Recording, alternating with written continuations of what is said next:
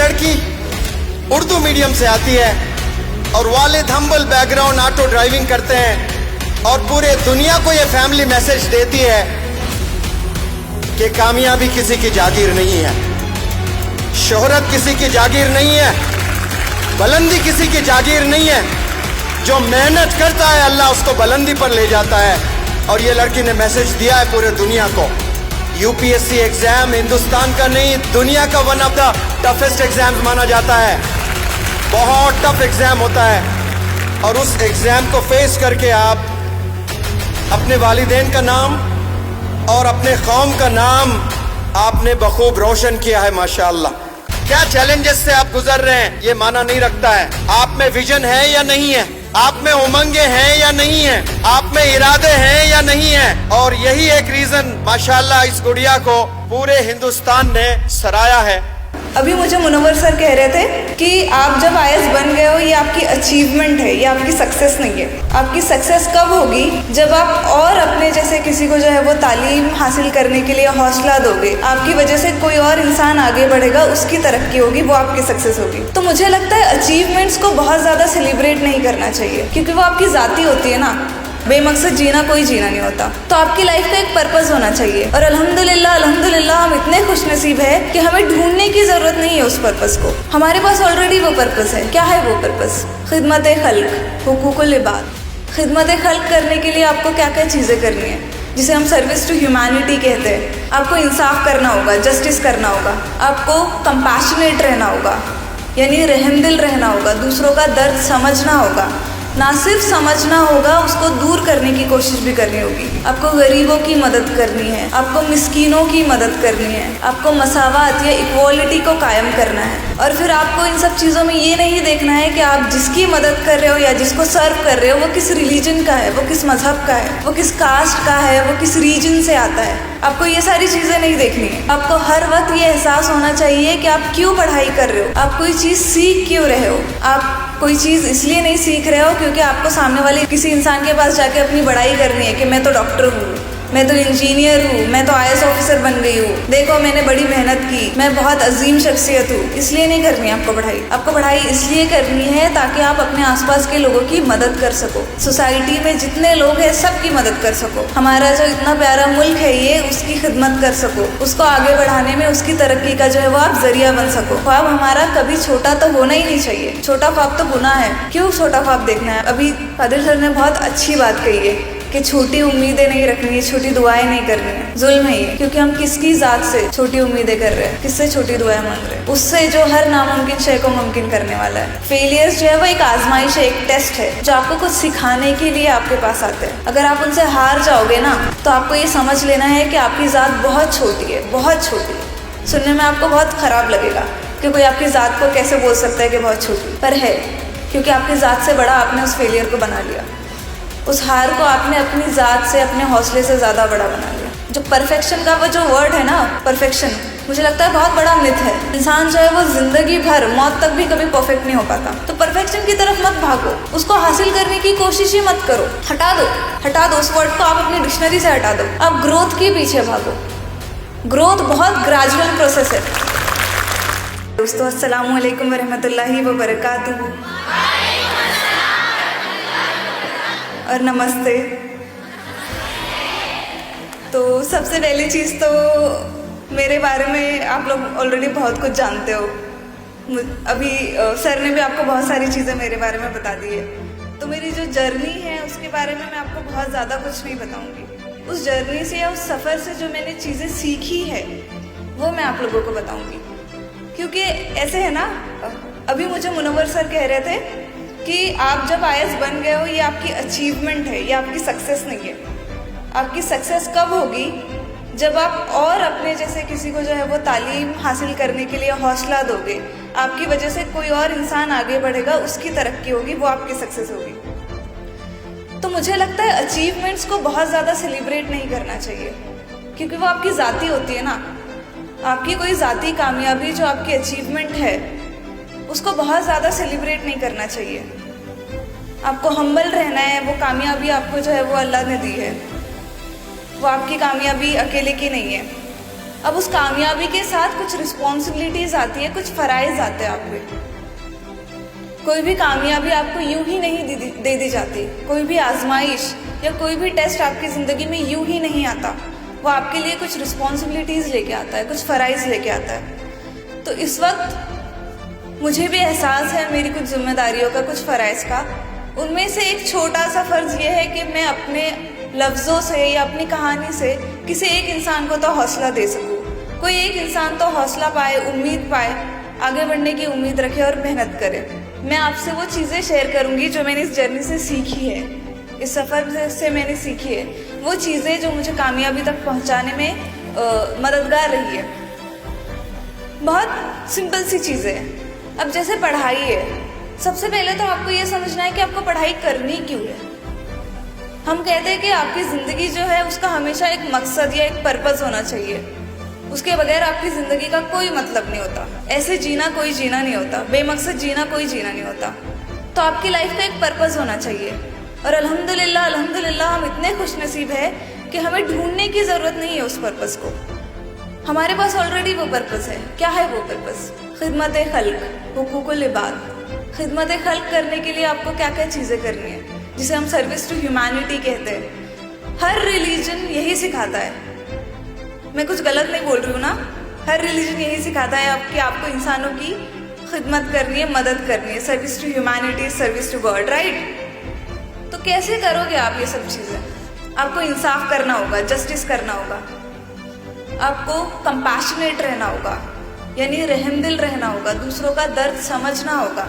ना सिर्फ समझना होगा, उसको दूर करने की कोशिश भी करनी होगी। आपको गरीबों की मदद करनी है, आपको मिस्कीनों की मदद करनी है, आपको मसावात या इक्वालिटी को कायम करना है। और फिर आपको इन सब चीज़ों में ये नहीं देखना है कि आप जिसकी मदद कर रहे हो या जिसको सर्व कर रहे हो वो किस रिलीजन का है, वो किस मज़हब का है, वो किस कास्ट का है, वो किस रीजन से आता है। आपको ये सारी चीज़ें नहीं देखनी है। अब ये सारी चीज़ें आप करोगे कैसे? इसके लिए आपको पढ़ाई करनी पड़ेगी। अब आप सब यहाँ बैठे हो, आप डॉक्टर बनना चाहते हो, इंजीनियर बनना चाहते हो, उसके लिए आपको पढ़ाई करनी है। जब आप पढ़ाई करके डॉक्टर बन जाओगे तो आप क्या करोगे? आप बीमारियों का इलाज करोगे। आपके पास कोई गरीब मरीज़ आएगा तो आप कोशिश करोगे कि आप उसका फ्री में इलाज कर दो या उससे फीस ही ना लो। करोगे ना? तो ये क्या हुई? ये खिदमत खल्क हुई। इसको पहुंचाने का जरिया क्या बना? आपकी तालीम। तो आपको ज़िंदगी भर, जब तक आप तालीम हासिल कर रहे हो, और तालीम आप मौत तक हासिल करोगे, सीखोगे आप मौत तक, हर दिन नई चीज़ सीखोगे। वही तो तालीम है ना, सीखना तालीम है। तो आपको हर वक्त ये एहसास होना चाहिए कि आप क्यों पढ़ाई कर रहे हो, आप कोई चीज़ सीख क्यों रहे हो।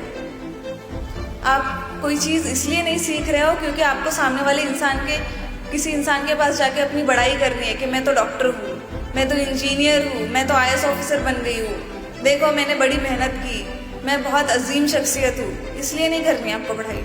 आपको पढ़ाई इसलिए करनी है ताकि आप अपने आसपास के लोगों की मदद कर सको। सोसाइटी में जितने लोग हैं सबकी मदद कर सको। हमारा जो इतना प्यारा मुल्क है ये, उसकी खिदमत कर सको, उसको आगे बढ़ाने में उसकी तरक्की का जो है वो आप जरिया बन सको।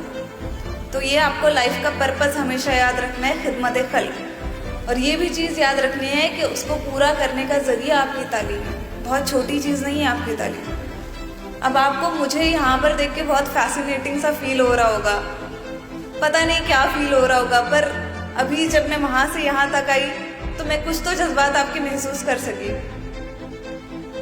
तो मुझे यहाँ तक ले जाने के पीछे कौन सी चीज़ थी? तालीम। मैंने पढ़ाई की इसलिए मैं यहाँ पर हूँ। मैं बता रही हूँ आपको, मैं 25 साल की मेरी उम्र है। उसमें से मेरी जो 24 साल की ज़िंदगी है वो बहुत स्ट्रगल्स में गुजरी है, बहुत मुश्किल हालात से गुजरी है। पर फिर एक दिन आया रिजल्ट का, सिर्फ एक दिन, और एक दिन वो उन 24 सालों पे भारी पड़ गया। क्यों पड़ा? पढ़ाई, तालीम की, मुकम्मल की मैंने, अपनी मेहनत से की। तो आपको तालीम की अहमियत को समझना होगा। ये सिर्फ आप अपनी तरक्की के लिए नहीं कर रहे हो, ये सिर्फ आप इसलिए नहीं कर रहे हो कि फाइनेंशियली स्टेबल हो जाए आपका फ्यूचर, आपका करियर स्टैब्लिश हो जाए, फैमिली के अगर फाइनेंशियल हालत ख़राब है तो वो दुरुस्त हो जाए, सिर्फ इसलिए नहीं कर रहे हो। ये चीज़ आपको याद रखनी है हमेशा कि आप तालीम हासिल क्यों कर रहे हो। एक चीज़ ये हो गई। अब दूसरी चीज़ है मोटिवेशन। मोटिवेशन जिंदगी में बहुत इंपॉर्टेंट चीज़ है। मैं आपको जो है वो बहुत सारी चीज़ें अभी बोल रही हूँ, कहीं ना कहीं थोड़ा सा 1% नहीं तो 0.00001% तो आपको मोटिवेट करेगा, कुछ करेगा ना। पर वो किस तरह की मोटिवेशन है? वो एक्सटर्नल मोटिवेशन है, वो आपको बाहर से मिल रही है। मोटिवेशंस दो तरह की होंगी, एक एक्सटर्नल और एक इंटरनल। एक मोटिवेशन वो होगी जो आप किसी को देख के आपको मिलेगी, इंस्पिरेशन, जो किसी की बातों को सुन के आप महसूस करोगे, आप में हौसला आएगा, आपने किसी कामयाब इंसान को दे दिया, वो देख लिया, वो एक्सटर्नल मोटिवेशन है। किसी की आपने स्ट्रगल्स की कहानी सुन ली, फिर आपको एहसास हुआ कि वो कर सकता है तो मैं भी कर सकती हूँ, वो एक्सटर्नल मोटिवेशन हो गई। और एक्सटर्नल मोटिवेशन पता है कैसी होती है? रेत के पहाड़ की तरह। मैंने आपको आज कुछ वर्ड्स बोल दिया, आप मोटिवेट हो गए, फिर कल को कोई और शख्स आएगा, वो आपको मोटिवेट कर देगा, परसों कोई और शख्स आएगा, वो आपको मोटिवेट कर देगा। तो एक पहाड़ बन रहा है, वो जो आपको बाहर से हौसला मिल रहा है उससे एक पहाड़ बन रहा है, पर वो रेत का पहाड़ है। एक जरा सी आंधी आएगी और पूरा का पूरा पहाड़ ढह जाएगा, कुछ नहीं बचेगा आपके पास। तो इम्पोर्टेंट क्या है फिर? Internal motivation. इंटरनल मोटिवेशन कैसे आती है? वाई, बहुत छोटा सा वर्ड है, एक ही वर्ड है, वाई। आपका जो वाई है ना वो बहुत स्ट्रांग होना चाहिए। कोई चीज़ कर रहे हो तो क्यों कर रहे हो? डॉक्टर बन रहे हो तो क्यों बन रहे हो? सिर्फ इसलिए है क्योंकि आपका भाई डॉक्टर है, आपकी बहन डॉक्टर है, तो ये तो एक्सटर्नल मोटिवेशन हो गई। आप सरवाइव नहीं कर पाओगे, आप कंसिस्टेंटली जो है वो मेहनत नहीं कर पाओगे, अपने ख्वाब को अचीव करने के लिए आप मेहनत नहीं कर पाओगे कंसिस्टेंटली। पर अगर आपको डॉक्टर इसलिए बनना है कि आपको आगे चल के खिदमत करनी है लोगों की, आपको अपने वालिदैन के लिए जो है वो फख्र का बाज बनना है, उनको जो है वो आपको खुशियाँ देनी है, ये आपका स्ट्रॉन्ग रीज़न हो गया। तो यहाँ आपका वाई जो है वो बहुत स्ट्रॉन्ग है, और यही आपकी इंटरनल मोटिवेशन है। ये कभी ख़त्म नहीं होती, कभी भी ख़त्म नहीं होती। तो आपको अपनी इंटरनल मोटिवेशन को बहुत हिफाजत से, बहुत तहफ़्फ़ुज़ से संभाल के रखना है, और हमेशा याद करना है, खुद से सवाल करते रहना है कि आप कोई चीज़ कर रहे हो तो क्यों कर रहे हो, उसके पीछे की वजह क्या है। वो वजह आपको कभी हारने नहीं देगी। हम हारते कब है? जब हम हार मान लेते हैं। हमें हार माननी ही नहीं है। क्यों नहीं माननी है? उस क्यों का जवाब आपके पास खुद है, और वो बहुत स्ट्रांग होना चाहिए। वो किसी के बोलने से नहीं आएगा, वो किसी और के हौसला देने से नहीं आएगा, वो आपके पास खुद है। आपको बस उसको तलाश करना है कि क्यों कर रहे हो, आप कोई चीज़ कर रहे हो तो क्यों कर रहे हो। तो दूसरी चीज़ हो गई इंटरनल मोटिवेशन, जो बहुत बहुत स्ट्रांग होनी चाहिए। अब तीसरी चीज़ है ख्वाब देखना। ये तो पहले ही आनी चाहिए थी ना। ख्वाब देखना जो है वो बहुत अहम चीज़ है। हम ख्वाब देखने से अक्सर डर जाते हैं। क्यों डर जाते हैं? क्योंकि हमारे हालात साजगार नहीं होते, आसपास की चीज़ें जो है वो हमें बहुत मुश्किल लगती है। कभी घर में जो है वो इतनी तंगी के हालात होते हैं कि आपकी पढ़ाई मुकम्मल करने का खर्च वालिदैन कैसे उठाएंगे, ये सोच के आप पीछे हट जाते हो।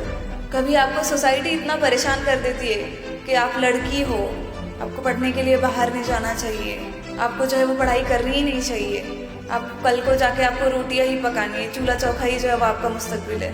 ये नासाजगार हालात है। ये नहीं हुआ तो फिर आप खुद ही अपने हालात आप नासाजगार कर देते हो कि नहीं, मुझसे नहीं हो पाएगा, ये बहुत मेरे पास जो है वो परेशानी की वजूहत बहुत ज़्यादा है। नहीं भी होंगी तो आप खुद से क्रिएट कर लोगे कि नहीं, मेरी मम्मी जो है वो नहीं मानती है, उनका दिल नहीं लगता है मेरे बिना घर में, तो इसलिए जो है वो मुझे पढ़ाई करने के लिए बाहर नहीं जाना। इतना स्टूपिड सा रीज़न है ना, खुद ने क्रिएट किया है आपने। तो ये जो नासाजगार हालात होते हैं, इससे डर कर ना हम ख्वाब देखना छोड़ देते हैं। तो हमें ख्वाब देखना नहीं छोड़ना। और ख्वाब हमारा कभी छोटा तो होना ही नहीं चाहिए। छोटा ख्वाब तो गुनाह है। क्यों छोटा ख्वाब देखना है? आप अभी कादिर सर ने बहुत अच्छी बात कही है कि छोटी उम्मीदें नहीं रखनी है, छोटी दुआएं नहीं करनी है। जुल्म है ये, क्योंकि हम किसकी ज़ात से छोटी उम्मीदें कर रहे हैं, किससे छोटी दुआएं मांग रहे हैं? उससे जो हर नामुमकिन शय को मुमकिन करने वाला है। हम ख्वाब देख रहे हैं तो वो हमारे इख्तियार में है, उनको पूरा करना हमारे इख्तियार में है नहीं ना। हम कोशिश करेंगे, बाकी जो है वो फिर हम किस्मत की बात करते हैं, ऊपर वाले की बात करते हैं। तो जब हमें पता है कि ऊपर वाला इतना बड़ा है कि वो हर नामुमकिन चीज़ को मुमकिन कर सकता है, तो हमें कभी ख्वाब जो है वो छोटे नहीं देखने, बहुत बड़े ख्वाब देखो। और हमेशा देखो, एक ख्वाब पूरा हो जाए तो दूसरा देखो, वो पूरा हो जाए तो तीसरा देखो।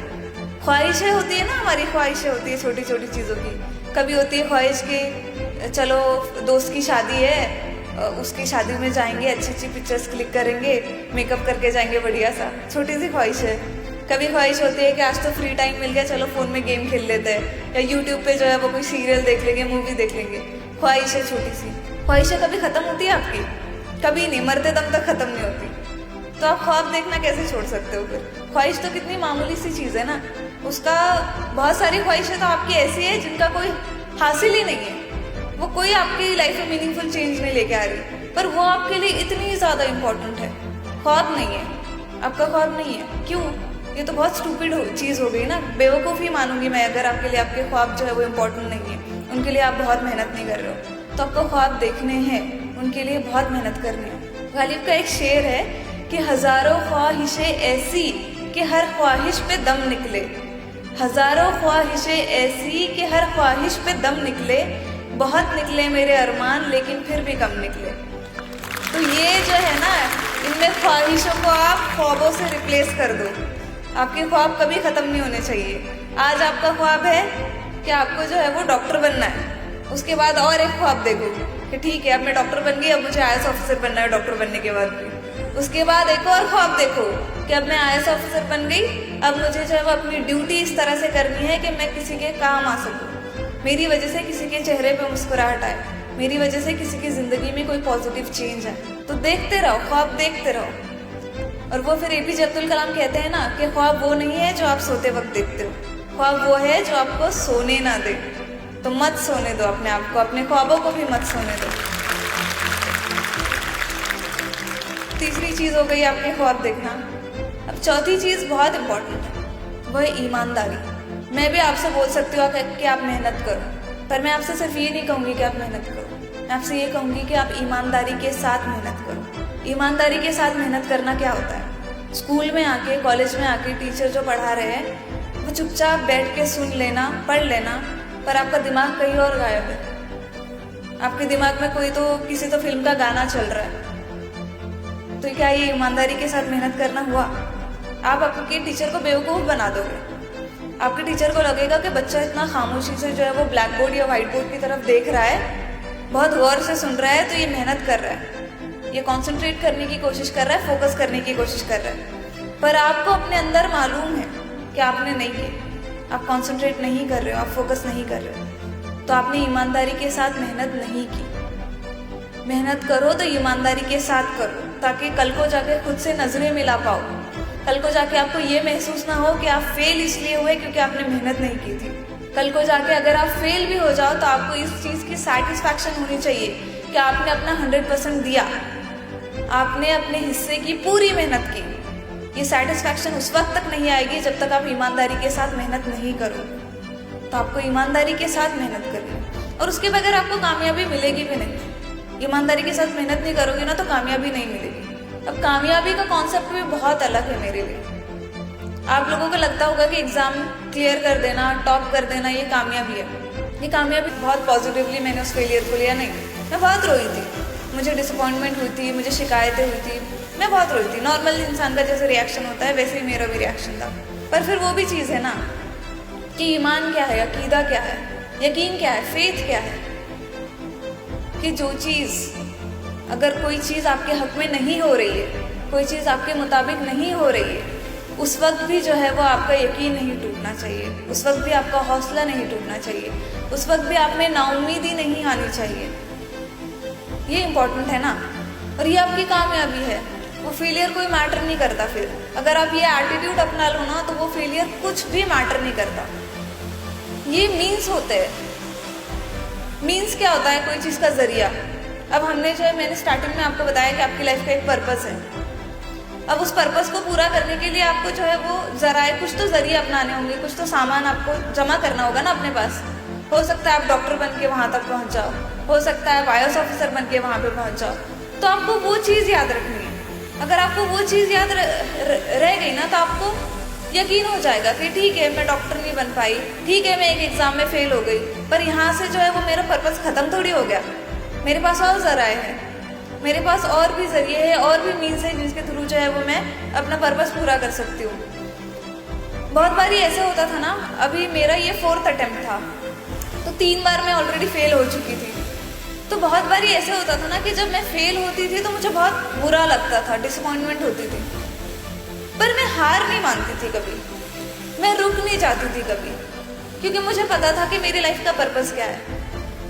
बहुत बारी मुझे ये भी ख्याल आया कि शायद मैं नहीं बन पाऊंगी एक IAS ऑफिसर, मेरा यूपीएससी में सिलेक्शन नहीं हो पाएगा, लेकिन उस वक्त भी मैंने खुद को यही समझाया कि अदीबा IAS ऑफिसर बनना मकसद तो नहीं था कभी, मकसद तो कुछ और था ना।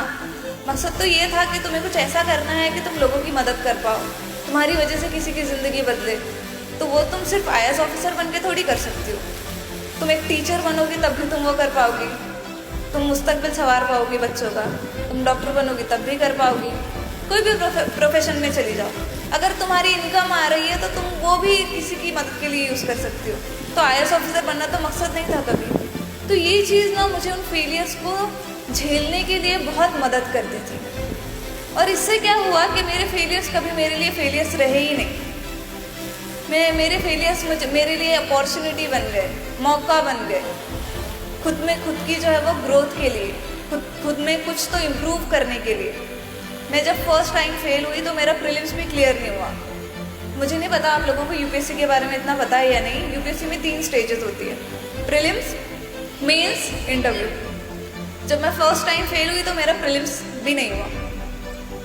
अब मैंने उस फेलियर से जो है वो हार नहीं मानी, उस फेलियर को जो है बहुत नेगेटिवली नहीं देखा।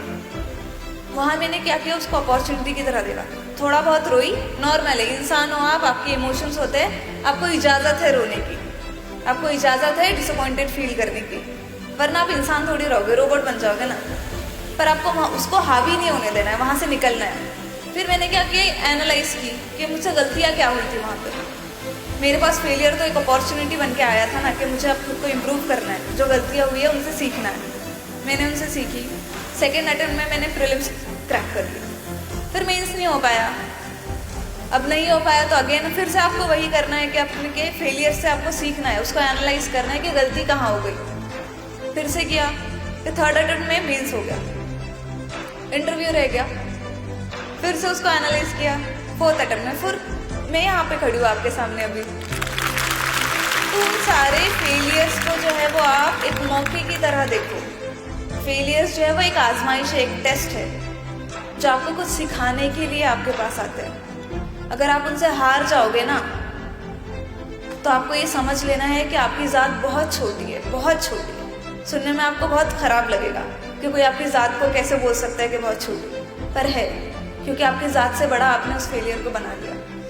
उस हार को आपने अपनी ज़ात से, अपने हौसले से ज़्यादा बड़ा बना लिया। और अगर आपको अपने आप को छोटा महसूस नहीं करवाना है, अगर आपको अपनी ज़िंदगी गिल्ट में नहीं जीनी है, तो आपको अपने हौसले को बुलंद रखना ही होगा। हर फेलियर के आगे, हर नाकामयाबी के आगे घुटने नहीं टेकने। रेंगना पड़े तो रेंग के चलो, पर घुटने नहीं टेकने हैं। आगे बढ़ना है, सीखना है, फेलियर से सीखो। आपके पास पूरी ज़िंदगी पड़ी है। कभी ये नहीं सोचना कि ये फेलियर आ गया तो आगे क्या, आगे क्या सोचना ही नहीं है। आगे क्या आपके हाथ में है, आपका मुस्तकबिल आपके हाथ में है, आपको पता है आपके फ्यूचर में क्या होने वाला है। तो जो चीज़ कंट्रोल में है ही नहीं उसके बारे में इतना क्यों सोचना। वो करो ना जो आपके कंट्रोल में है। ग्रोथ आपके कंट्रोल में, इम्प्रूवमेंट आपके कंट्रोल में, मेहनत करना आपके कंट्रोल में, खुद को समझना आपके कंट्रोल में। तो ये चीज़ें करो। अब इसके अलावा एक और इम्पॉर्टेंट चीज़ मुझे आ गई याद, वो है सेल्फ अवेयरनेस। आपने खुद ही के बारे में बहुत सुना होगा ना, अल्लामा इकबाल के जो शेर होते हैं। एक तो बहुत ही फेमस शेर है उनका कि खुद ही को कर बुलंद इतना कि हर तकदीर से पहले खुदा बंदे से ये पूछे बता तेरी रज़ा क्या। सबने सुना होगा ना, सबने नहीं तो मेजॉरिटी लोगों ने तो सुना ही होगा ये शेर। पर कभी आपने सोचा है कि खुद ही क्या है उसमें?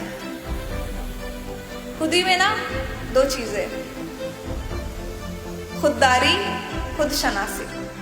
खुददारी क्या है? सेल्फ डिपेंडेंट होना, किसी और पर रिलाई नहीं करना, किसी और को सहारा नहीं बनाना। होती है आपको सहारे की ज़रूरत, इंसान हो आप, इंसान को अल्लाह ताला ने बनाया ही ऐसे है कि उसको सहारे की ज़रूरत होती है। लेकिन उस सहारे के भरोसे नहीं रहना है कभी। ज़िंदगी उस सहारे के बेसिस पे नहीं जीनी है, खुददार होना है। आप अपने हीरो खुद हो, आप अपनी ज़िंदगी की हीरो खुद हो। कोई आपके हालात नहीं बदल सकता। अगर आप बैठे रहोगे, आप मेहनत नहीं करोगे, आप जो है वो आलस में ज़िंदगी गुजार दोगे, तो क्या कोई और आपकी मदद करेगा? नहीं करेगा ना। आपकी मदद कोई और कब करेगा? जब आप दिखोगे उसे कोशिश करते हुए। उसको दिखेगा सामने वाले को कि ये इंसान, ये लड़की या ये लड़का बहुत कोशिशें कर रहा है, बहुत मेहनत कर रहा है, तो वो खुद आपकी मदद करेगा। पर उसके लिए पहले आपको अपना हीरो खुद बनना होगा। आपको खुद कोशिश करनी पड़ेगी, आपको खुद आगे बढ़ के हौसला दिखाना होगा। तो खुददारी बहुत इंपॉर्टेंट चीज़ है। आप अपनी लाइफ की हीरो खुद हो, ये हमेशा याद रखना है। अपने दिमाग में रिपीट करते रहो कि मैं अपनी लाइफ की हीरो खुद हूँ। दूसरी है खुद शनासी, यानी खुद की पहचान, जिसे हम इंग्लिश में सेल्फ अवेयरनेस कहते हैं। खुद की पहचान कब करता है इंसान? जब वो अपने अंदर झांक के देखता है। और अपने अंदर झांकना ना बहुत मुश्किल काम है। जो अच्छी चीज़ें होती है, जो अच्छाई होती है, जो हमारी अचीवमेंट्स होती है, बहुत अच्छी अच्छी चीज़ें जो हम कर लेते हैं, वो हमें बहुत आसानी से दिखाई देती है, क्योंकि कोई और भी उसको देख रहा होता है। जब आप कामयाब हो जाते हो तो कितनी हज़ारों की भीड़ आपके आसपास होती है, तो आपको खुद को ज़रूरत भी नहीं होती उस चीज़ को देखने की, आपकी कामयाबी या आपके अचीवमेंट्स की। दूसरे ही आपको दिखा देते हैं। मुश्किल क्या होता है? मुश्किल अपनी गलतियों को तलाश करना है, मुश्किल अपने गुनाहों को तलाश करना है, अपनी खामियों को तलाश करना है, जो आप में कमियां हैं उनको तलाश करना है। बहुत मुश्किल काम है। इंसान में ना बहुत अना होती है। अना यानी ईगो, हर किसी में होती है, मेरे में भी है, आप में भी।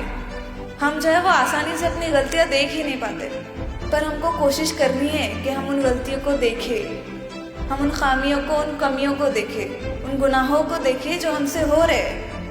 अगर हम नहीं देखेंगे तो हमारे कल में और हमारे आज में कोई फ़र्क नहीं होगा। हम तो यही चाहते हैं ना कि कल हम जैसे भी इंसान थे, आज हम उससे कुछ तो बेहतर हो। चाहता है हर कोई ये।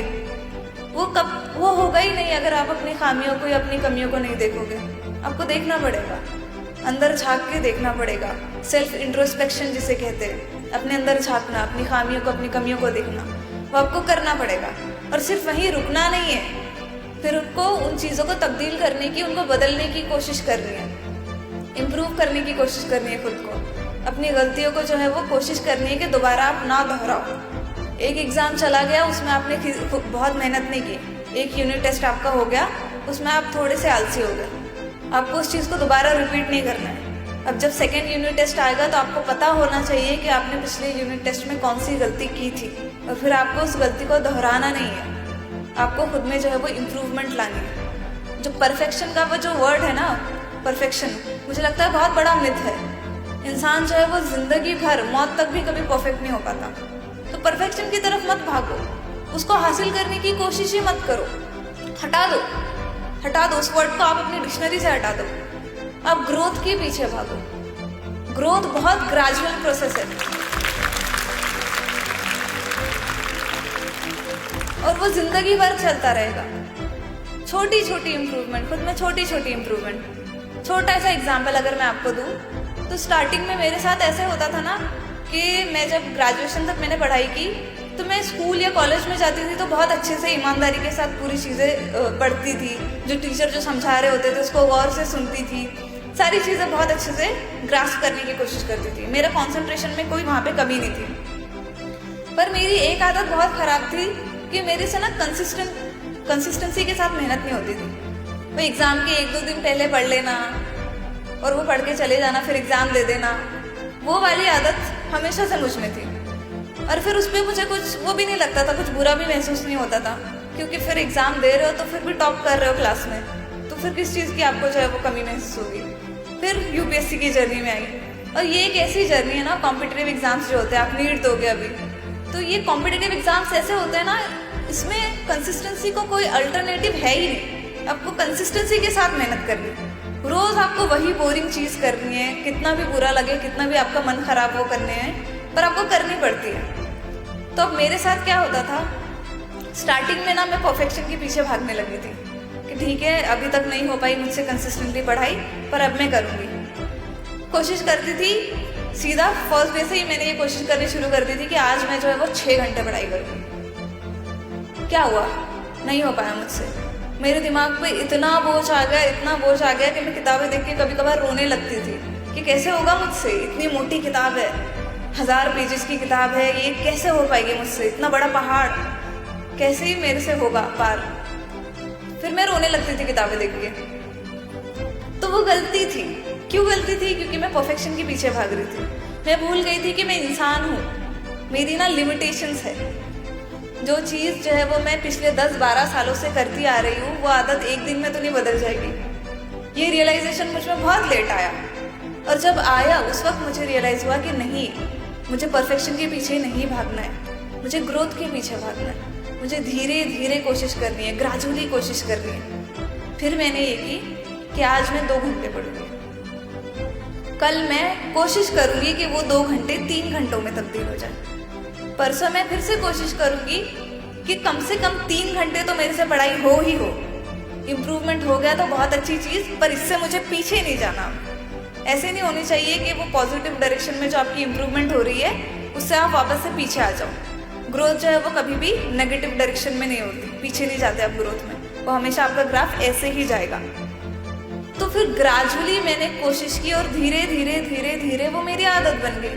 फिर मुझे एहसास भी नहीं होता था 10 घंटे चले गए और मैं पढ़ रही हूँ, नहीं होता था। एग्ज़ाम के आसपास तो ऐसे होता था कि कभी 12 घंटे भी पढ़ाई कर रही हूँ और मुझे एहसास भी नहीं है इस चीज़ का कि मैंने 12 घंटे पढ़ लिए। 12 घंटे सुन के आपको कितना बड़ा वक्त लगता होगा ना। कोई भी टॉपर आता था पहले तो मुझे लगता था कितना फेंक रहा है ये, 12 घंटे थोड़ी पढ़ सकता है कोई, ऐसे ही लगता है ना, नॉर्मल सी चीज़ है। पर फिर मुझे एहसास हुआ इस चीज़ का कि नहीं, जब आप वो चीज़ करने लगते हो कंसिस्टेंसी के साथ, और जब आप इतने दीवाने हो जाते हो उसके पीछे, इस कदर आप पे जुनून तारी हो जाता है, तो आपको खुद भी एहसास नहीं होता कि आपने 12 घंटे पढ़ाई करी। तो ग्रोथ के पीछे भागना है आपको, परफेक्शन के पीछे नहीं भागना है। कंसिस्टेंसी के साथ मेहनत करनी है, क्योंकि आप कॉम्पिटिटिव एग्जामिनेशन के लिए प्रिपेयर कर रहे हो, उसका कोई अल्टरनेटिव नहीं है। थोड़ी थोड़ी कोशिश करो, स्टार्टिंग में आपको बहुत डिफिकल्ट जाएगा, पर आपको कंसिस्टेंसी के साथ हमेशा मेहनत करनी है, उसका भी कोई आपके पास अल्टरनेटिव नहीं है। अब एक और इम्पॉर्टेंट चीज़ है फोकस या कॉन्सेंट्रेशन। हमारे पास ना बहुत डिस्ट्रैक्शन है, ये तो इंटरनेट की एज है, इसमें तो और भी ज़्यादा डिस्ट्रैक्शंस है। और कभी कभार ऐसा होता है ना, हमारा जो है वो हमारी जो उम्र ना बहुत इंटरेस्टिंग सी चीज़ है। हम बच्चे होते हैं, फिर टीनेज में जाते हैं, फिर जवानी, फिर बुढ़ापा, और हर मरहले में हमारे जज्बात बदलते रहते हैं, हर मरहले में हमारी ख्वाहिशें बदलती है, हर मरहले में हमारा ज़िंदगी को देखने का नज़रिया बदलता है। उसमें सबसे खतरनाक मरहला पता है कौन सा होता है? टीनेज। पता है आपको, सब समझदार हो आप। उस मरहले से निकलना बहुत मुश्किल चीज़ है। उसमें इतनी डिस्ट्रैक्शंस आती है कि वो बोलते हैं ना, कोई चीज़ आपको मेक और ब्रेक कर सकती है, तो वो ये मरहला है आपकी ज़िंदगी का। उसको लेके आपका एटीट्यूड है, उसको जीने का तरीका जो आपका है वो कैसा है, वो डिफाइन करेगा आपकी आगे की ज़िंदगी। तो डिस्ट्रैक्शंस को हटाना बहुत ज़रूरी है फोकस करने के लिए। आप ख्वाब को इतना बड़ा देख रहे हो, तो बिना कॉन्सेंट्रेशन या फोकस के तो आप उसको अचीव कर ही नहीं पाओगे। तो आपको जो डिस्ट्रैक्शंस है ना आसपास, उनको हटाना है, उनसे दूर रहना है। मैं ये नहीं कह रही कि आप ख्वाहिशें मत रखो, मैं ये भी नहीं कह रही कि आपकी ये ख्वाहिश नहीं होनी चाहिए कि मुझे अच्छा मेकअप करना है, अच्छा दिखना है। नॉर्मल है, होगी, पर उन ख्वाहिशों को काबू में कैसे रखना है वो आपको सीखना होगा। काबू में रखने का मतलब ये नहीं होता कि उनको दफन कर दो। काबू में करना है इसका मतलब ये नहीं कि ख्वाहिशों को मार दो, उनका गला घोट दो, नहीं, उनको कंट्रोल करना है। उनको ऐसे कंट्रोल करना है कि उनकी वजह से आपकी ज़िंदगी पर कोई मनफी असर, कोई नेगेटिव कॉन्सिक्वेंस ना आए। कैसे करोगे आप? अगर मैं अब मेकअप वाला एग्जाम्पल फिर से बोल दूँ, मेकअप वाला एग्जाम्पल इसलिए बार बार बोल रही हूँ कि आप सब लड़कियाँ सामने हो, तो ठीक है, मेकअप करने का मन कर रहा है, अच्छा दिखने का मन कर रहा है, तो उसको ब्रेक में यूटिलाइज करो। कभी कभार होता है ना कि पढ़ाई करके बहुत मोनोटोनस सा हो जाता है सब, फिर बोर होता है, फिर जो आपका इतना टाइम वेस्ट होता है, आप कर ही नहीं पाते हो। हर दिन मोटिवेटेड फील नहीं कर सकता कोई भी बंदा, कभी ना कभी तो आपको डीमोटिवेटेड फील होगा। फिर ऐसे टाइम में क्या करते हो आप सोचते हो ब्रेक ले लेते हो, 1 दिन का ब्रेक ले लेते हैं, 4-5 घंटे का ब्रेक ले लेते हैं। अब उस ब्रेक में ऐसी चीज़ें करो जो आपको खुशी देती है। ख्वाहिशों को पूरा करना आपको खुशी देता है। आपने 1 महीना जो है वो बहुत मेहनत से पढ़ाई की, अब आप घर गए, छुट्टियों में हॉस्टल से आप घर चले गए, आ गया किसी शादी का इनविटेशन, तो जाओ वहाँ अच्छे से तैयार होके जाओ, अच्छे दिखो, हो गई आपकी ख्वाहिश पूरी ना। उस ख्वाहिश से आप पे कोई नेगेटिव असर भी नहीं पड़ा, क्योंकि जब मेहनत करने का टाइम था तो आपने मेहनत की ना। तो ऐसे आपको कंट्रोल में रखना है, काबू में रखना है अपनी ख्वाहिशों को, डिस्ट्रैक्शंस को काबू में रखना है। दफन मत करो उनको। दफन कर दोगे ना तो बाद में बहुत आपको रिग्रेट होगा कि यार जब ज़िंदगी जीने का मौका था, जब ज़िंदगी जीने का वक्त था, तब मैंने ज़िंदगी जी ही नहीं। अब बुढ़ापे में क्या ज़िंदगी जी। होता है ना गिल्ट। गिल्ट बहुत बुरी फीलिंग है क्योंकि कुछ कर ही नहीं पाते हो फिर आप। अब बुढ़ापे में जाओगे तो वापस बचपन थोड़ी ले पाओगे। तो उस गिल्ट से बचने के लिए, उस रिग्रेट से बचने के लिए दफन भी मत करो अपनी ख्वाहिशों को, उनको कंट्रोल में रखो बस। ऐसे आपके लिए बहुत इजी हो जाएगा फोकस करना, कंसंट्रेट करना अपने मकसद पर, अपने गोल पर, क्योंकि वक्त बहुत कीमती होता है। एक बार ये वक्त चला गया ना तो वो वापस नहीं आता। ये वक्त आपके पास वापस नहीं आएगा। अभी आपका जहन जो है वो जितने अच्छे से चीज़ों को ग्रास्प कर पाता है, जितने अच्छे से आप चीज़ें मेमोराइज कर पाते हो, वो बाद में नहीं कर पाओगे आप खुद देखते होंगे आपके मम्मी पापा घर में होते हैं, दादा दादी नाना नानी होते हैं, उनकी जो है वो मेमोरी पावर इतनी ज़्यादा स्ट्रांग नहीं होती है। उनको कोई चीज़ समझने में ज़्यादा वक्त लगता है। वो उम्र का एक मरहला है, उस वक्त ये होना तय ही है। तो जिस वक्त जो चीज़ आपके पास है, जिस वक्त जो आपकी स्ट्रेंथ है, उसको यूटिलाइज करो ना। अभी आपकी स्ट्रेंथ है, आपका जहन बहुत तेज़ है, उसमें बहुत ताकत है अभी, तो उसको यूटिलाइज करो। अभी फोकस करो, अपनी पढ़ाई पे फोकस करो, जो भी आपको अपने करियर में करना है, आगे बढ़ के करना है, उस पर फोकस करो। और हमेशा याद रखो कि फोकस क्यों करना है। डिस्ट्रैक्शंस को हटाने के लिए भी आपको कॉन्शियसली खुद ही कोशिश करनी पड़ेगी। अगर मोबाइल से आप डिस्ट्रैक्ट हो रहे हैं तो उसको लॉक कर दो, अलमीरा में लॉक कर दो, उसकी की जो है वो किसी और के पास दे दो, मम्मी के पास दे दो, बहन के पास दे दो, ऐसे शख्स के पास दो जो आपसे जो है वो मैनिपुलेट ना हो पाए, जिसको आप इमोशनली ब्लैकमेल ना कर पाओ। क्या होता है ना, मम्मी के पास दे दो तो मम्मी थोड़ी जज्बाती होती है, फिर थोड़ी देर 4-5 घंटे उनको बच्चा दिख रहा है पढ़ते हुए, फिर बच्चे ने थोड़ा छोटा सा चेहरा करके मम्मी को बोल दिया कि मम्मी अब थोड़ा सा फ़ोन देख लो क्या, फ़ौरन दे देंगी मम्मी।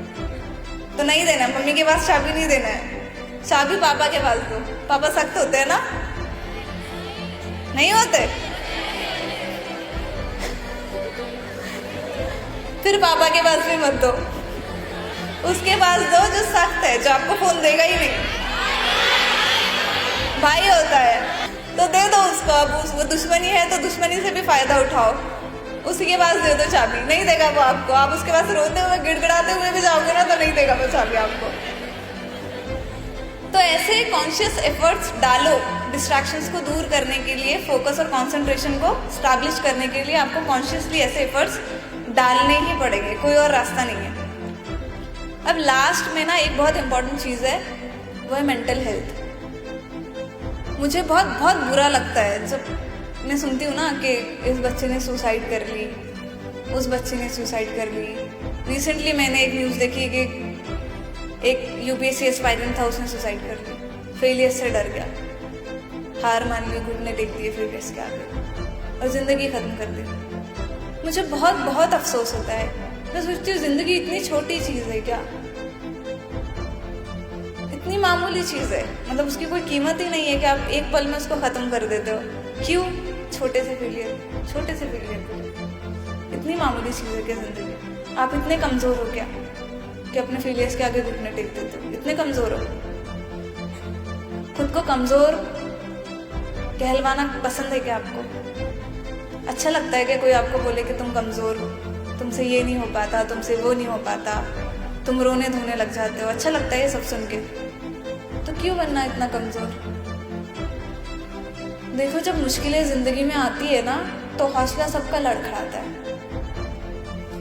और बहुत नॉर्मल है हौसला लड़खड़ाना। इंसान है तो हौसला तो लड़खड़ाएगा ही, पर उससे हारना नहीं है कभी। कभी कभार ना एक चीज़ बहुत गलत हो जाती है हमारे साथ कि हमारे पास प्रेशर बहुत होता है, एक्सपेक्टेशंस का प्रेशर। मैं अक्सर ये चीज़ रियलाइज़ करती थी कि मैं फेल होने से नहीं डरती थी, मैं उम्मीदों को तोड़ देने से डरती थी। किसकी उम्मीदें? माँ बाप की उम्मीदें, टीचर्स की उम्मीदें, फैमिली की उम्मीदें। इन उम्मीदों को तोड़ देने से डरती थी मैं, फेलियर से नहीं डरती थी। तो मुझे लगता है ना, जब कोई इंसान अपनी ज़िंदगी ले लेता है तो उसके पीछे भी यही वजह होती है कि वो दूसरों की उम्मीदों को तोड़ देने से डर जाता है, खुद के फेलियर से नहीं डरता। तो मत डरो, आपको दूसरों की उम्मीदों के बोझ तले नहीं दबना है। आपकी ज़िंदगी बहुत बड़ी है, आपका मकसद बहुत बड़ा है, और वो मकसद पूरा करने के लिए आपके पास है, आपके पास एक सुपर पावर है जो ऊपर है, जो आपके साथ है। आपको किसी की उम्मीदों को तोड़ने से नहीं डरना है। उम्मीदें लोगों की आपसे कभी ख़त्म नहीं होगी। मैं बोल रही हूँ ना आपको, अभी मैंने यूपीएससी का एग्ज़ाम क्लियर कर लिया, अभी मैं आपके सामने खड़ी हूँ। आज भी मेरे से लोगों की उम्मीदें हैं, आज भी मेरी फैमिली की मेरे से बहुत ज़्यादा उम्मीदें हैं। ऐसा तो नहीं हुआ कि मेरी सक्सेस से उनकी उम्मीदें ख़त्म हो गई, हुआ क्या? तो फिर क्यों डरना, जब आपको पता है कि वो उम्मीदें कभी ख़त्म होने वाली है ही नहीं, और ऐसा पॉसिबल है ही नहीं कि आप हर किसी की हर एक एक्सपेक्टेशन को पूरा कर दो। तो उनसे इतना डरना क्यों है? नहीं डरना है उनसे। आपको अपने जहनी हालत, अपनी मेंटल हेल्थ को बहुत बचा के रखना है।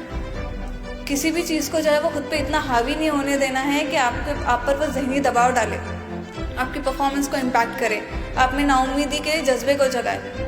कभी भी आपको उससे बहुत ज़्यादा इम्पैक्ट नहीं होने देना, खुद को उसको खुद पर हावी नहीं होने देना है।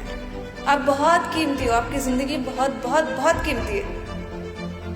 आपके लिए, आपके माँ बाप के लिए, सबके लिए बहुत कीमती है। वो वक्ती तौर पर आप पे प्रेशर डालेंगे, पर उनके लिए सबसे ज़्यादा कीमती है आपकी ज़िंदगी। तो हमेशा मेंटल हेल्थ का ख्याल रखो और कभी भी ऐसी नेगेटिव चीज़ें दिमाग में नहीं आने देना। चाहे कितने भी फेलियर्स आ जाए, 50 बार भी हार जाओ ना तो 51वीं बार उठ के खड़ा होना है, डर नहीं जाना है, ठीक है? अब मैं ना लास्ट क्लास में आपको थोड़ा सा अपनी जर्नी के बारे में बता देती हूँ, स्टार्टिंग से अभी तक, ताकि आप थोड़ा सा रिलेट कर पाओ, ताकि आपको ये एहसास हो कि मैं कोई मंगल ग्रह से आई हुई लड़की नहीं हूँ। मैं आप ही की तरह हूँ, कोई फ़र्क नहीं है आप में और मुझमें, कोई भी फ़र्क नहीं है सच में। बस इतना है कि मेरे आगे जो है वो यूपीएससी क्लियर होने या आईएएस ऑफिसर का टैग लग जाएगा, उसके अलावा कोई भी फ़र्क नहीं है। तो मैं जब बहुत छोटी थी ना, तो मुझे नॉर्मल लोगों की तरह बहुत ज़्यादा चीज़ें पता नहीं थी। छोटा होता है बच्चा तो उसको बहुत सारी चीज़ें नहीं पता होती, कुछ नहीं समझ होती ना। पर ऐसे था कि फैमिली के जो है वो हालात बहुत ख़राब थे, गरीबी थी, बहुत गुर्बत देखी है मैंने अपनी ज़िंदगी में। पापा जैसे कि आपको पता है कि ऑटो रिक्शा ड्राइवर है मेरे, मम्मी मेरी हाउसवाइफ है, तो हालात बहुत ख़राब थे। छोटी छोटी ख्वाहिशों को पूरा करने के लिए बहुत मेहनत करनी पड़ती, या फिर कभी कभार ऐसा होता कि ठीक है मान लेना पड़ता कि ये ख्वाहिश पूरी नहीं हो सकती, छोड़ दो। बहुत सारी ख्वाहिशों को छोड़ना पड़ता। मम्मी पापा जो है वो बहुत स्ट्रगल करते हुए दिखते थे मुझे, छोटी छोटी हमारी ख्वाहिशों को पूरा करने के लिए स्ट्रगल कर रहे हैं। घर में बहुत सारी चीज़ें, बहुत सारे जो है वो आराइशें जो है वो नहीं है, तो उनको दिन रात मेहनत करते हुए देख रही हूँ, दिन रात मेहनत करते हुए देख रही हूँ। और फिर मेरे आसपास ना बहुत सारे बच्चे थे जो बहुत अच्छी ज़िंदगी गुजार रहे थे। फाइनेंशियली जो है वो स्टेबल थी उनकी फैमिली, उनके पास जो है वो अच्छे अच्छे खिलौने होते, पहनने के लिए बहुत बहुत अच्छे कपड़े होते। वो फिर समर वेकेशंस में वो जा रहे, घूमने के लिए जा रहे हैं, अच्छी जगह घूमने के लिए जा रहे हैं, फिर स्कूल में वापस आके उस सब चीज़ों की बातें कर रहे हैं। तो बहुत बुरा लगता है ना, बच्चे जब होते हो आप, तो आप घर पे जाके फिर जिद करने लगते हो कि मुझे भी यही चीज़ चाहिए, मुझे भी वही चीज़ चाहिए। तो बहुत बुरा लगता था। और ऐसे ही जो है वो स्टार्टिंग में ज़िंदगी जा रही थी। फिर धीरे धीरे मुझे एक चीज़ रियलाइज़ हुई कि अब इन चीज़ों को बदलना है तो मुझे पढ़ाई करनी पड़ेगी।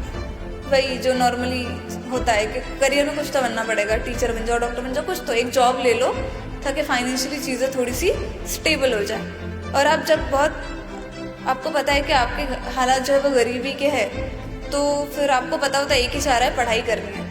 पापा को कोई बिजनेस थोड़ी है कि उसमें जो है वो आगे चल के आप उस बिज़नेस को वो हैंड ओवर कर देंगे और आप उसमें जो है वो अभी ऐश कर लो, बाद में बिज़नेस मिल जाएगा, ऐसे नहीं होता ना। तो पढ़ाई करनी है पता था। तो वहाँ से मुझे बहुत जल्दी एहसास हो गया था कि मुझे पढ़ाई करनी है, मुझे बहुत ज़्यादा मेहनत करनी है। अब मुझे ये नहीं पता था कि किस डायरेक्शन में जाना है, ख्वाब क्या देखना है, कितना बड़ा देखना है, कितना छोटा देखना है, कुछ नहीं पता था। पर पढ़ाई करना है इतना पता था। तो मैं बहुत लगन और मेहनत से पढ़ती थी। ऐसे नहीं था कि बहुत ज़्यादा जो है वो दिन में 4-4, 5-5 घंटे पढ़ रही हूँ, नहीं। खेलना कूदना सब किया, पर स्कूल में जब जा रही हूँ तो बहुत ध्यान से सुन रही हूँ टीचर क्या पढ़ा रहे हैं, जो भी मुझे सिखाया जा रहा है उसको बहुत ध्यान से सुनती थी। होमवर्क जो है वो हमेशा करती थी, कभी ऐसे नहीं होता था कि होमवर्क नहीं किया हो। स्कूल में एब्सेंट नहीं रहती थी बहुत ज़्यादा।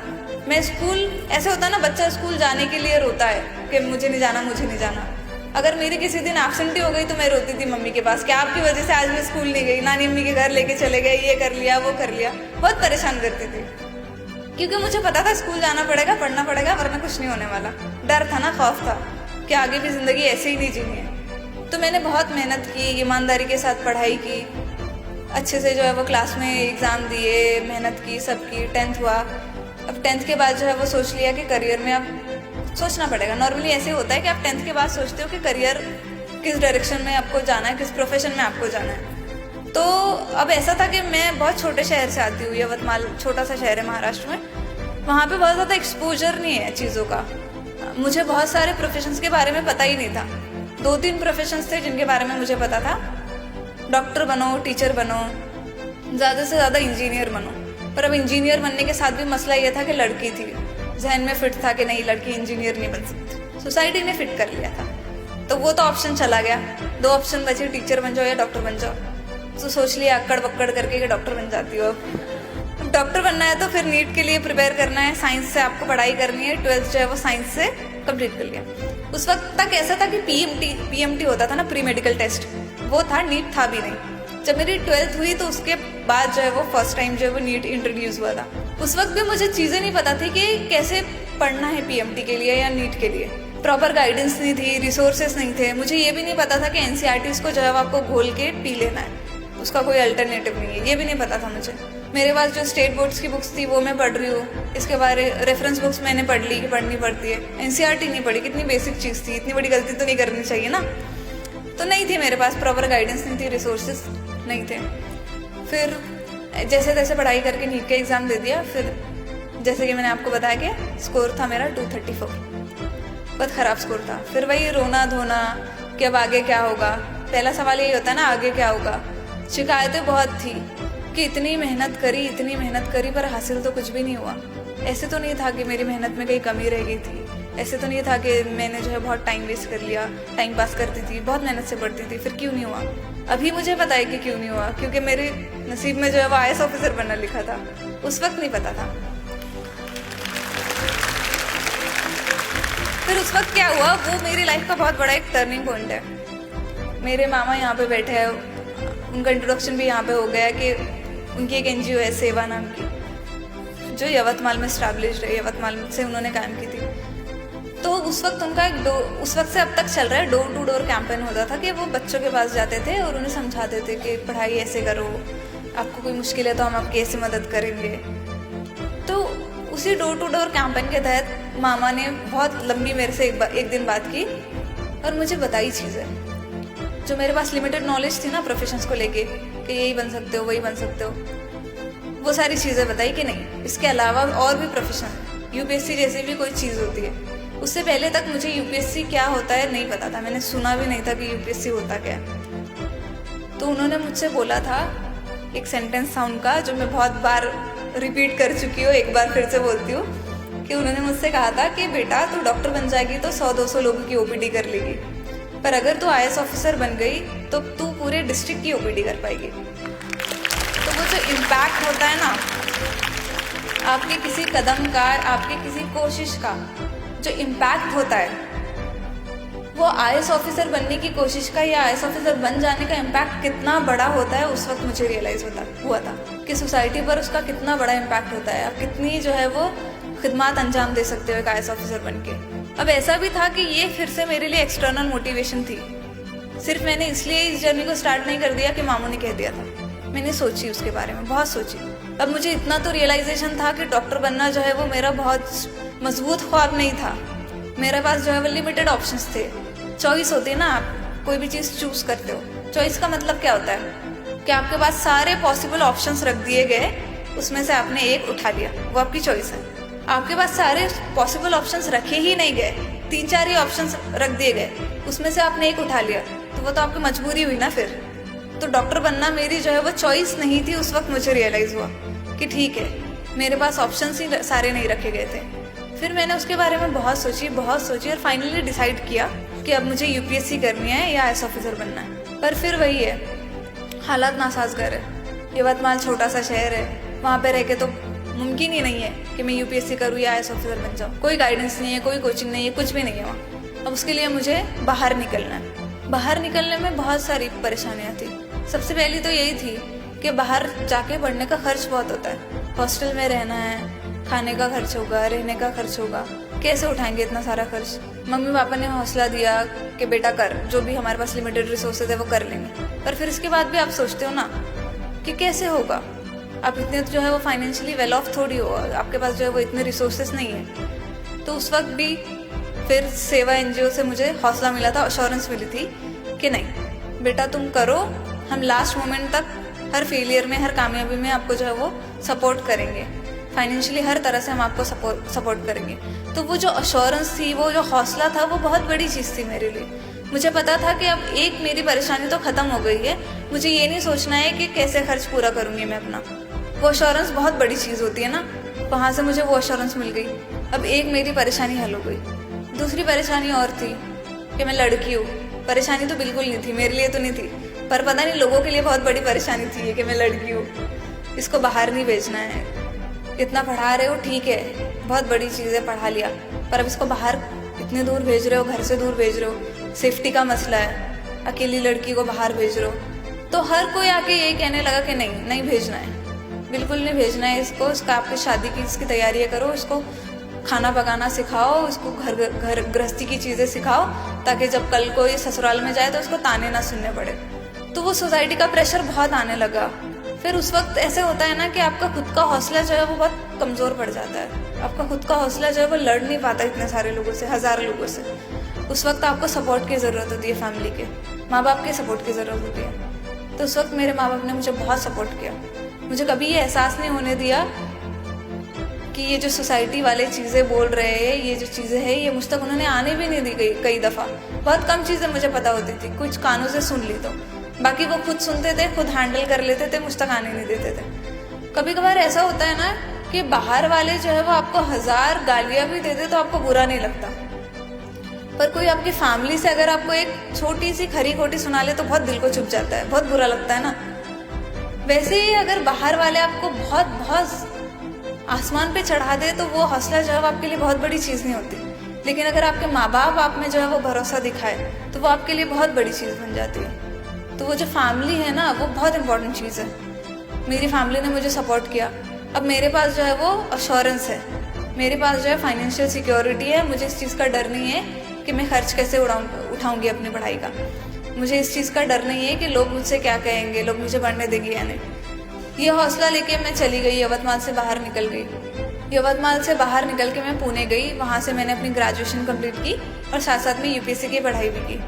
अब वहाँ पे फेलियर्स बहुत आए और फेलियर्स के साथ साथ मेरी मेंटल हेल्थ भी बहुत ख़राब हुई। और हर फेलियर के साथ मुझे ऐसा लगता था कि अब साथ छूट जाएगा, अब पेरेंट्स का साथ छूट जाएगा, अब सेवा जो है वो मुझे सपोर्ट नहीं करेगी। फेलियर को कौन सपोर्ट करता है? कोई नहीं सपोर्ट करता। सक्सेस के पीछे हर कोई भागता है, फेलियर को कोई सपोर्ट नहीं करता। पर मैं बहुत बहुत बहुत ज़्यादा ब्लेस्ड हूँ अल्हम्दुलिल्लाह कि मुझे फेलियर्स में भी सपोर्ट मिला। मेरे फेलियर्स में भी मेरे माँ बाप ने ये नहीं कहा कि छोड़ दे बेटा।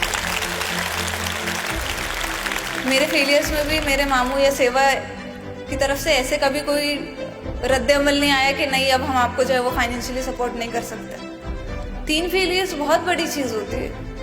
एक फेलियर के बाद उम्मीद टूटती है, पर थोड़ी सी टूटती है, पर 3 फेलियर्स उसके बाद तो दफन ही हो जानी चाहिए ना लोगों की उम्मीदें। उसके बाद तो आपका हौसला दफन हो जाना चाहिए, उसके बाद कोई आपकी मदद नहीं करना चाहिए। पर नहीं, मेरे साथ नहीं हुआ ऐसा, और मैं बहुत ब्लेस्ड हूँ इस चीज़ के लिए। पर ये क्यों हुआ? ये क्यों हुआ होगा? क्योंकि वो चीज़ मेरे मुकद्दर में लिखी जा चुकी थी। वो चीज़ मेरे लिए लिखी जा चुकी थी कि मुझे इन राहों से गुजरकर इस मंजिल तक पहुंचना है। मुझे बस फेथ रखना था। गारंटी तो मेरे पास भी किसी चीज़ की नहीं थी। मुझे थोड़ी पता था कि कल मुझे ये सपोर्ट करेगा, वो सपोर्ट करेगा। पता था क्या मुझे? इस बात का यकीन कभी नहीं था। हालांकि इतना था कि फेलियर्स आते थे तो इतना ये यकीन होने लगता था उल्टा बल्कि कि अब कोई सपोर्ट नहीं करेगा। पर हुआ, मदद आई। कहाँ से आई? ऊपर से आई। जरिया बने लोग। क्योंकि फेथ बहुत इम्पॉर्टेंट चीज़ है, वो बहुत स्ट्रांग होना बहुत ज़रूरी है। कितनी भी आंधियाँ आए, कितने भी तूफान आए, आपकी उम्मीद डगमगानी नहीं चाहिए। आपको अपनी तरफ से मेहनत करनी है, और जो चीज़ें आपके कंट्रोल के बाहर है उनको उसके हाथ में छोड़ दो। जिसके कंट्रोल में हर चीज़ है, उसके इख्तियार में हर चीज़ है, उसी पे छोड़ दो। वह कहीं से भी आपके लिए रास्ते निकालेगा। एक बहुत ही प्यारा शेर है कि खिजा की रुत में गुलाब लहजा बना के रखना कमाल ये है। खिजा की रुत में गुलाब लहजा बना के रखना कमाल ये है। हवा की जद में दिया जलाना, जला के रखना कमाल ये है। तो ये जो हवाएं है ना, ये तूफान जो है, ये हमेशा रहेगा ज़िंदगी में। कभी हवाएं जो है वो नर्म नर्म चलेगी, चीज़ें बहुत अच्छी रहेगी। कभी तूफान की तरह, आंधी की तरह आएगी और आपकी जो उम्मीद है, उसको, उम्मीद का जो दिया है उसको बुझाने की कोशिश करेगी, हर कोशिश करेगी। आपको बुझने नहीं देना है, आपको खुद उसकी हिफाजत करनी है। आपको उस दिए को बुझने नहीं देना है, उसको जला के रखना है, लड़ना सिखाना है। अपनी उम्मीद को लड़ना सिखाओ, अपनी उम्मीद को नाउम्मीदी से लड़ना सिखाओ कि कुछ भी हो जाए उम्मीद नहीं छोड़नी। कुछ भी हो जाए, कहीं भी चले जाओ, सड़क पे भी आ जाओ तो उम्मीद नहीं छोड़नी है। अपने आसपास ही देख लो ना, आपको आपकी परेशानियां बहुत बड़ी लगती है ना कि मेरी ज़िंदगी में तो ये परेशानी है, वो परेशानी है। तो उन परेशानियों से आगे बढ़ के देखो, उम्मीद को टूटने मत दो। बहुत सारे लोग जो है वो सड़क पे रहने के लिए उनके पास घर नहीं है, फिर भी हर दिन स्ट्रगल कर रहे हैं, हर दिन मेहनत कर रहे हैं 2 वक्त की रोटी खाने के लिए। उनसे बड़ी नहीं है ना आपकी परेशानियाँ, है ही नहीं उनसे बड़ी परेशानियाँ। तो अपने से कम, अपने से नीचे वाले लोगों को देखो जिनकी परेशानियाँ बहुत ज़्यादा है। जब आप उनको देखोगे ना तो आपकी उम्मीद ऑटोमेटिकली नहीं टूटेगी। तो बस यही बहुत सारी चीज़ें थे। मैं जब बोलने लगती हूँ ना तो मुझे वक्त का एहसास नहीं होता है। अब मुझे हो रहा है कि मैंने बहुत सारा वक्त ले लिया और बहुत सारी चीज़ें बता दी, पर ये बहुत इंपॉर्टेंट चीज़ है और मैं एक्सपीरियंस से बोल रही हूँ। ऐसे नहीं है कि मैंने किसी बुक में पढ़ी है और किताब में रट के जो है वो आपके पास लेके आ गई। मैं अपने एक्सपीरियंस से बोल रही हूँ और मेरे लिए ये चीज़ें वर्क की है।